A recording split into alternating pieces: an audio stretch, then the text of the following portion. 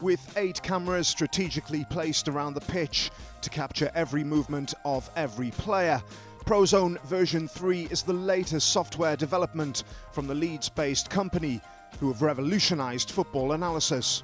I've become a better coach with ProZone, I've become a better manager with ProZone, and I'm sure the players will all verify that they've become better players. And best of all, it only takes 5 minutes to fly me to his beloved Turf Moor, where there's a stand named after him. It's amazing, it's absolutely amazing, and I still got to sort of pinch myself now to to think that they've done it. We're actually in the Premiership, we're in the big time. It's amazing, and I'm part of it. Brilliant. Well, the golf is the first event in the Prince's Trust Challenge Trophy, and while both teams are here to make money for the charity, there's one individual prize that's got everyone a little shaken and stirred.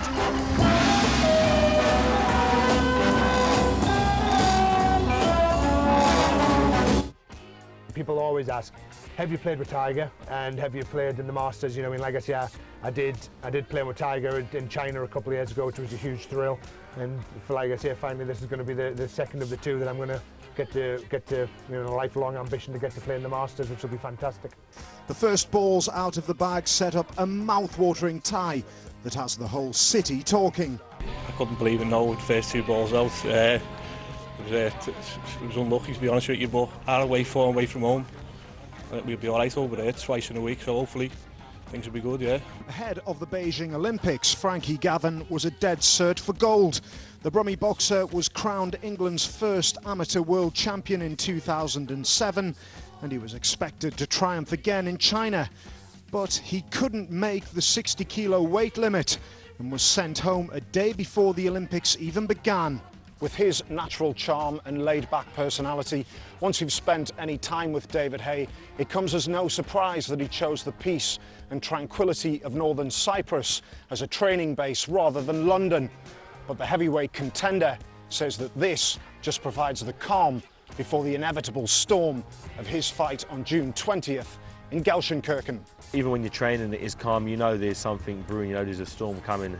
So you've got to really push yourself, and I just get more out of myself in this sort of environment. Having watched the sides grind out a draw on Monday, he's hopeful that Merseyside can carry out a league and cup double, with a dream to try and keep both sides of the city happy.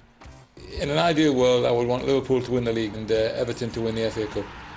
Yes, still holding them. It's Doncaster Rovers 0, Aston Villa 0. But you have to say that Aston Villa are starting to turn the screw now. Well, Chelsea's preparations for this game have been a little bit disturbed. We're hearing that at 7 o'clock this morning in their hotel room, the fire alarm went off. All the staff and players were ushered out into the street, and they had to wait there in the freezing Manchester cold for an hour before they were allowed back into the hotel room. Well, I've been out and about outside of Old Trafford earlier on today doing my best impression of Inspector Clouseau to try and find out if any of the Manchester United fans would take responsibility for setting off that fire alarm. I don't know, they wouldn't do one like that. They wouldn't do that.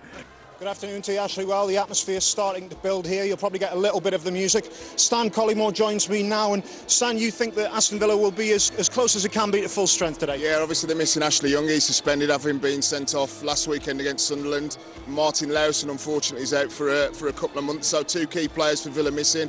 But I would still imagine the likes of a Bong Lahore are going to be playing and as full a strength side as they possibly could put out. Ince arrived at Ewood Park just 6 months ago.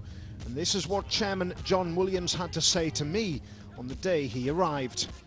Will Paul be given time to settle? I know sometimes chairmen want instant success in the Premier League, and that's probably one of the hardest things to achieve. Well, as I said, we value continuity, and we gave our last 2 managers 4 years each, and I think you can be pretty assured that we'll be giving Paul the time he needs. Manager Phil Brown wanted the players to feel relaxed ahead of the season finale against Manchester United, so he took them to see a play about how the club were promoted last season.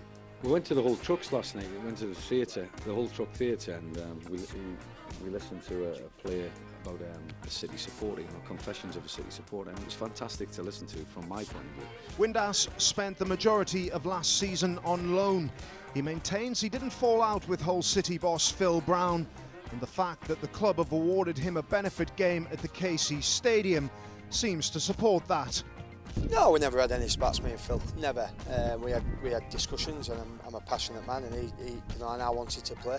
Tickets for Dean Windas's benefit game will go on sale on the 6th of July, with Mark McGee's Aberdeen providing the opposition on the 9th of August.